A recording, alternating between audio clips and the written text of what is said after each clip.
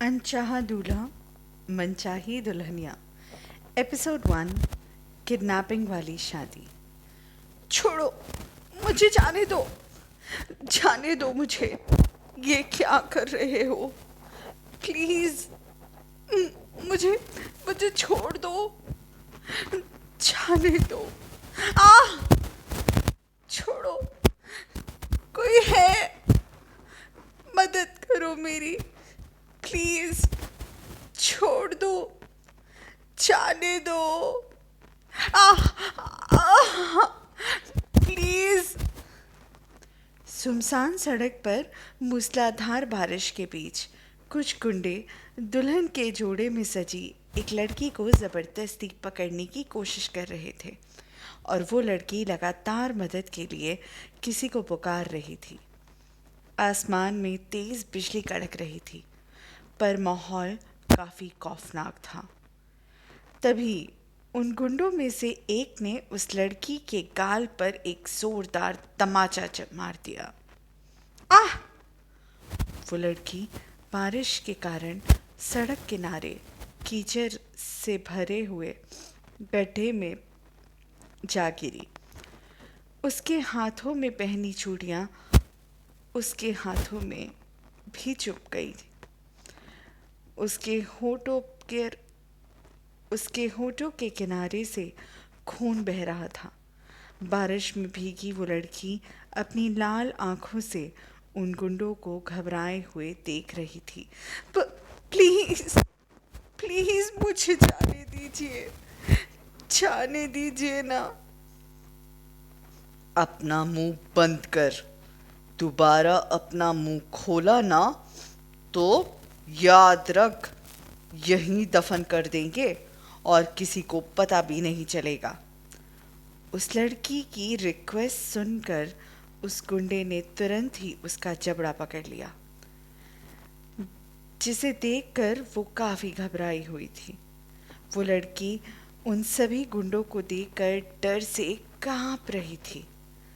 तभी एक गुंडे ने आगे बढ़कर उसे कमर से पकड़ते हुए ऊपर उठाने की कोशिश की, जिसे देखकर वो लड़की खुद को छुड़वाने के लिए छटपटाने लगी। नहीं, छोड़ दो मुझे, प्लीज मेरे नजदीक मत आओ।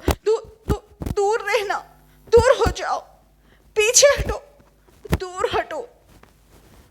वो लड़की कांपते हुए डर से कांप रही थी। वो लोग उसे गलत तरीके से छू रहे थे। इस सुनसान सड़क पर इस बारिश के बीच कोई उसकी मदद करने वाला भी नहीं था। तभी एक गुंडे ने ज़बरदस्ती उसका हाथ पकड़ा और उसे अपने करीब खींचने लगा, जिसे देखकर वो फिर से चिल्लाने वाली थी, पर उसने उसका मुंह अपने हाथ से दबोचकर बंद कर दिया। तब तक उस गुंडे के साथी भी उसके पास आए और फिर सड़क पर खड़ी उनकी गाड़ी में उस लड़की को ज़बरदस्ती धकेल दिया। वो सभी बारिश में भीग चुके थे और काफ़ी खतरनाक लग रहे थे। वो उस लड़की की हालत देखकर उस पर हंसने लगे। हा हा हा हा, आज रात मजा आएगा। आह! गाड़ी के अंदर गिरते ही उस लड़की के कंधे पर चोट आई, लेकिन वो गुंडे उसे बिना कोई मौका दिए एक साथ गाड़ी में बैठे और वो गाड़ी तेज गति से वहां से निकल गई। ये देखकर माया खुद को बचाने के लिए छटपटाने लगी। छोड़ दो मुझे, कहाँ लेकर जा रहे हो मुझे? जाने दो, मुझे मेरे घर जाना है। मुझे पापा के पास जाना है, मुझे जाने दो। वो उन सभी गुंडों से खुद को छुड़ाने की भीख मांग रही थी, लेकिन तभी एक गुंडे ने उसका जबड़ा पकड़ लिया और दूसरे ने हाथ से गन निकालकर उसे माया के सर पर रखते हुए अपनी कर्कश आवाज में कहा, सुनाई नहीं दिया? मरना चाहती है क्या? अपना मुंह बंद कर, वरना कल का सूरज नहीं देख पाएगी। चुप रहेगी तो जिंदा बच जाएगी। 21 साल की माया उस गुंडों के पास हथियार देखकर एकदम से सहम गई। वो अपना घर छोड़कर अपने बॉयफ्रेंड सिद्धार्थ के साथ एक नई जिंदगी शुरू करने वाली थी। उसने कई सपने देखे थे, पर पहले सिद्धार्थ का धोखा और अब ये अनजाने गुंडे जो उसे कहाँ ले जा रहे थे, उसे ये भी नहीं पता था। उसके साथ क्या करने वाले थे, उसे ये भी नहीं पता था। बस हट्टे कट्टे खतरनाक गुंडों के बीच फंसी खुद को बचाने की प्रार्थना करने लगी। उसे जब अपने घर पर छोड़ने पर पछतावा हो रहा था, माया बिल्कुल चुप, डरी सहमी उनके बीच बैठी थी कि कुछ ही देर में गाड़ी अचानक एक बड़े से बंगले के अंदर पहुंची। बाहर बारिश रुक चुकी थी, लेकिन माया की जिंदगी उसे कहाँ लेकर आई थी, उसे नहीं पता था। चल, जल्दी निकल। उन गुंडों ने गाड़ी से बाहर निकलते ही माया को भी उसके हाथ से पकड़कर खींचते हुए बाहर निकाला, जिसे देखकर माया खुद को छुड़वाने की कोशिश में लग गई। नहीं, मुझे कहीं नहीं जाना है, मुझे जाने दो। मैं घर जाना चाहती हूँ, प्लीज मुझे छोड़ दो। मैं तुम्हें नहीं जानती, मुझे कुछ नहीं, मैंने कुछ नहीं किया। माया खुद को छुड़ाने की भीख मांग रही थी, लेकिन तभी वो गुंडे माया का हाथ पकड़कर खींचते हुए उसे हवेली के अंदर लेकर आया और अचानक ही उसे जमीन पर फेंक दिया। माया, जो शादी के जोड़े में थी, सर से लेकर पैर तक गहनों से लदी हुई थी, वो बारिश के कारण भीगने से सर्दी के मौसम के ओस की तरह बिल्कुल खूबसूरत दिख रही थी। उसने जब अपनी भीगी पलकों को ऊपर उठाकर देखा तो उसके सामने शादी का एक मंडप था। वो मंडप बेहद खूबसूरत था। वैसा मंडप हर लड़की अपने सपने में देखती थी।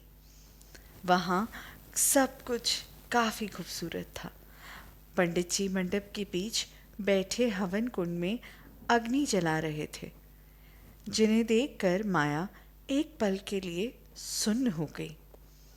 उसे कुछ समझ नहीं आ रहा था, पर तभी जो गुंडे उसे लेकर आए थे, उनमें से एक ने आगे बढ़कर तेज आवाज में कहा, बॉस, आपका काम हो गया है।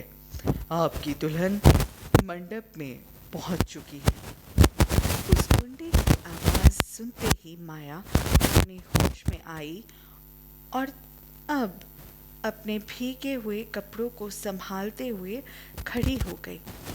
तभी उसने मंडप से कुछ दूर सीढ़ी, जो कि ऊपर कॉरिडोर तक जाती थी, वहां से सहरा बांधे लाल रंग की शेरवानी में एक आदमी नीचे उतरते हुए आया। माया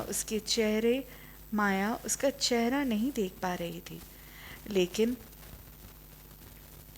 लेकिन कद काठी में वो काफ़ी लंबा चौड़ा था, जिसे देखकर माया पीछे हटने लगी और फिर वो अचानक वहीं से भागने के लिए पीछे मुड़ी। पर तभी उसने देखा कि हवेली का दरवाज़ा बंद हो चुका था और आसपास ढेरों गुंडे, वो सब किसी जल्लाद से कम नहीं दिख रहे थे, जिन्हें देखते ही माया के कदम जो बढ़ने वाले थे वहीं रुक गए। माया अपने सामने उस बंद दरवाजे को देख रही थी कि तभी एक गुंडे ने उसका हाथ पकड़ा और उसे मंडप की तरफ ले जाने लगा। ये देखकर माया अपना हाथ छुड़वाने की कोशिश में उसे नोचने ये देखकर माया अपना हाथ छुड़वाने की कोशिश में उसे नोचने खरोचने लगी, उस पर खींचने चिल्लाने लगी। छोड़ दो मुझे शादी नहीं करनी, जाने दो मुझे मुझे मुझे जाना है, मुझे मुझे मुझे प्लीज जाने दो, मुझे ये शादी नहीं करनी। माया उस गुंडे के साथ खींचते हुए मंडप में गई, पर फिर अचानक ही उसने मंडप से एक लकड़ी का छोटा सा टुकड़ा उठाकर उस गुंडे के सर पर दे मारा और वो गुंडा अचानक ही कुछ कदम पीछे हट गया। तभी माया ने हवन कुंड में जल रही लकड़ियों में से एक लड़की तभी माया ने हवन कुंड में जल रही लकड़ियों में से एक लकड़ी तभी माया ने हवन कुंड में जल रही लकड़ियों में से एक लकड़ी के सिर को पकड़कर अपने हाथ में ले लिया। तभी माया ने हवन कुंड में जल रही लकड़ियों में से एक लकड़ी के सिर पर तभी माया ने हवन कुंड में जल रही लकड़ियों में से एक लकड़ी के सिर को पकड़कर अपने हाथ में ले लिया। वो लकड़ी एक तरफ से जल रही थी, जिसे उन सब को दिखाकर माया ने घबराते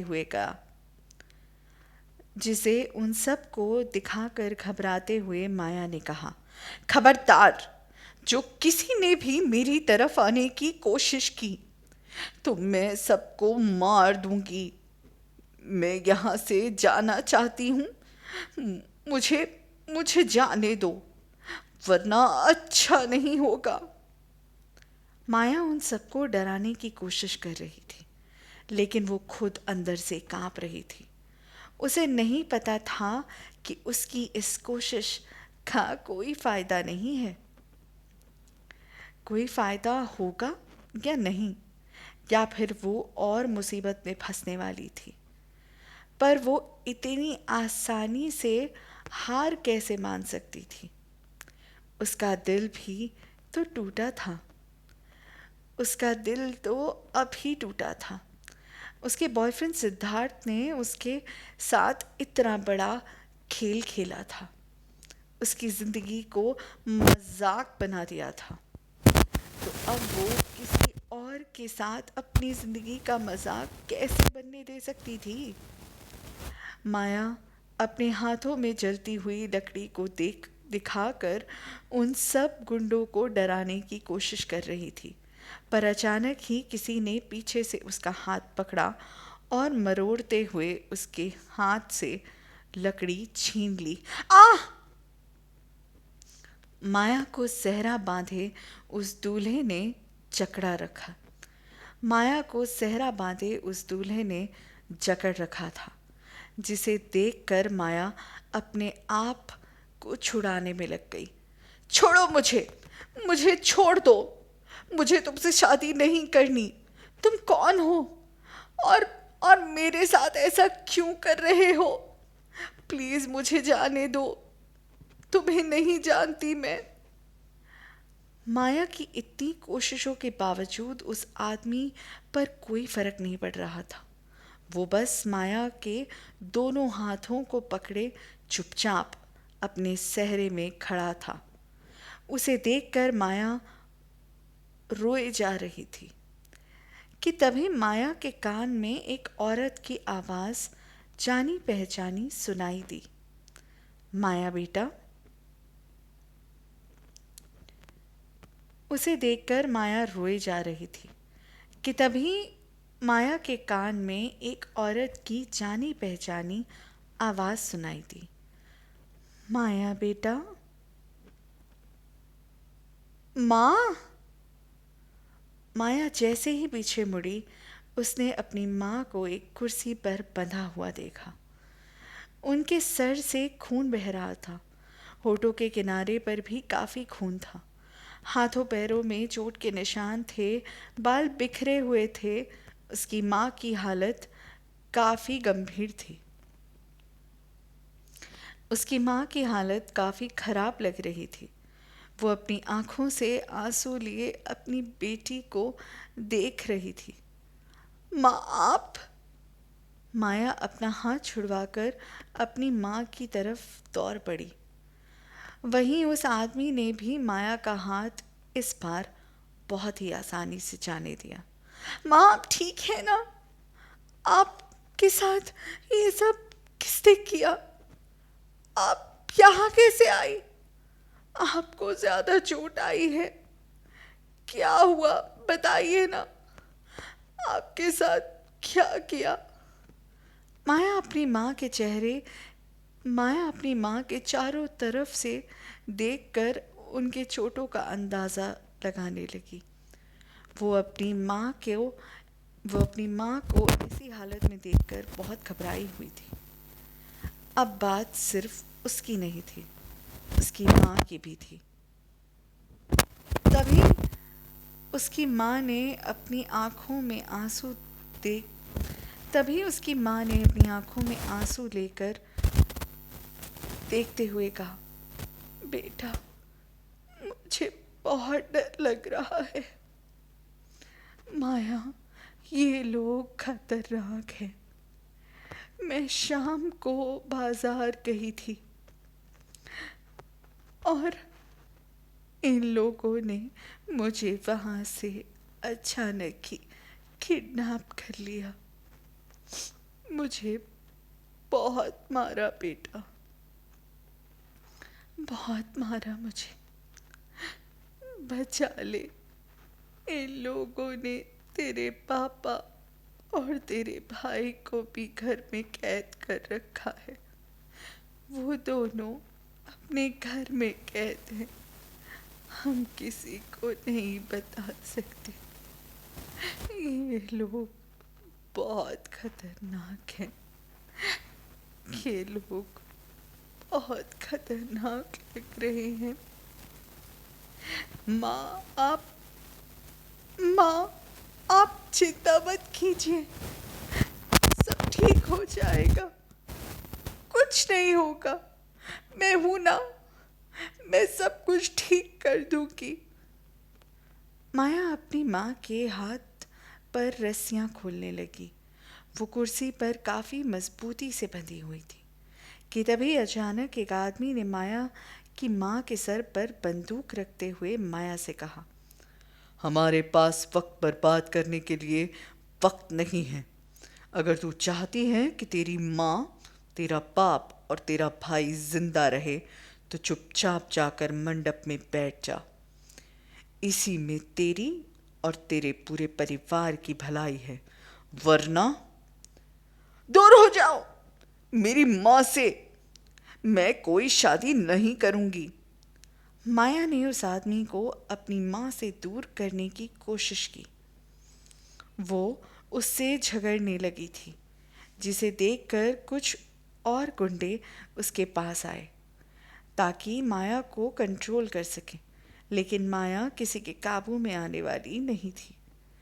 वो बस अपनी कोशिश में लगी थी कि तभी जिस आदमी के हाथ में गन थी उसने माया की माँ की तरफ गोली चला दी, जिसे देखते ही माया की आंखें हैरानी से बड़ी हो गई थीं।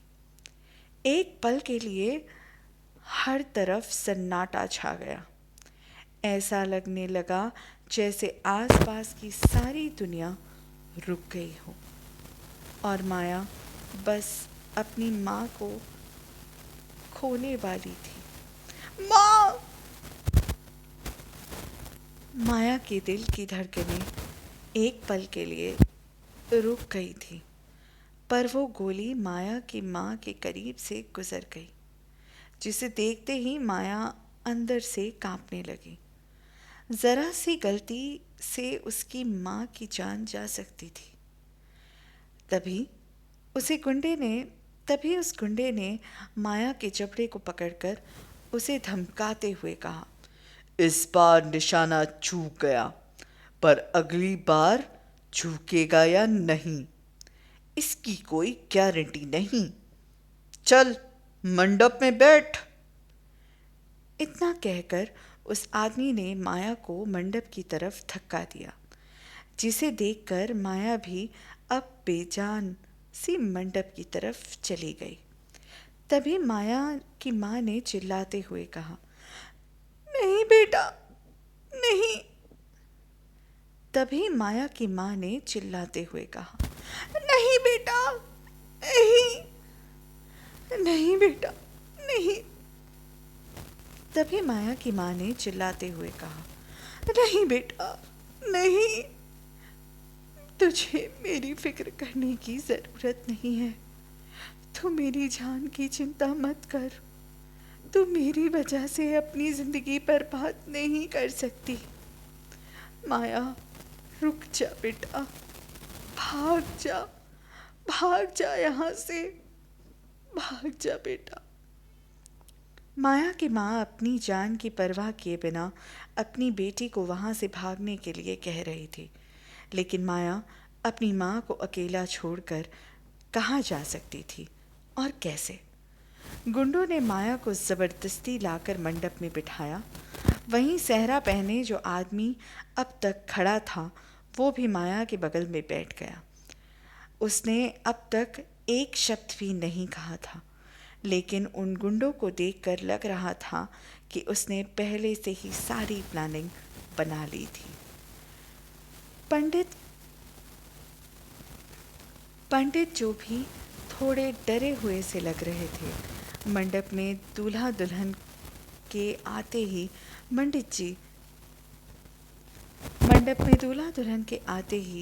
पंडित जी मंत्रों को पढ़ने लगे। उनकी आवाज़ लड़खड़ा रही थी, जिसे देख माया समझ गई थी कि पंडित जी भी शादी नहीं करवाना चाहते और उन्हें भी ज़बरदस्ती लेकर आया गया है। उसे नहीं पता था कि ये शादी क्यों हो रही थी, उसे यहाँ पर क्यों लेकर आया गया था और वो इंसान कौन था। बस उसे अपनी माँ और अपना परिवार दिख रहा था, जिनकी जान खतरे में थी। वहाँ जो गुंडे थे वो किसी की भी जान ले सकते थे। माया अपने ख्यालों में डूबी हुई थी कि तभी पंडित जी ने उन दोनों को वरमाला के लिए खड़ा किया। माया काफ़ी घबराई हुई थी। उसने डरते हुए उस आदमी को वरमाला पहनाई और फिर कुछ ही पल में उनके फेरे शुरू हो गए। माया को चोट लगी थी। उसे चलने में तकलीफ हो रही थी।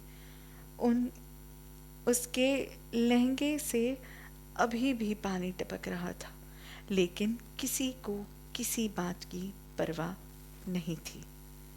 बस वहाँ सबका एक ही मकसद लग रहा था कि किसी भी तरह से माया की शादी हो जाए। जैसे ही आखिरी फेरा हुआ, पंडित जी ने दूल्हे की तरफ सिंदूर और मंगलसूत्र बढ़ाया, जिसके अगले ही पल माया की मांग में किसी अजनबी के नाम का सिंदूर था। गले में मंगलसूत्र था, जिसे देखते ही माया ने अपनी आँखों को बंद कर लिया।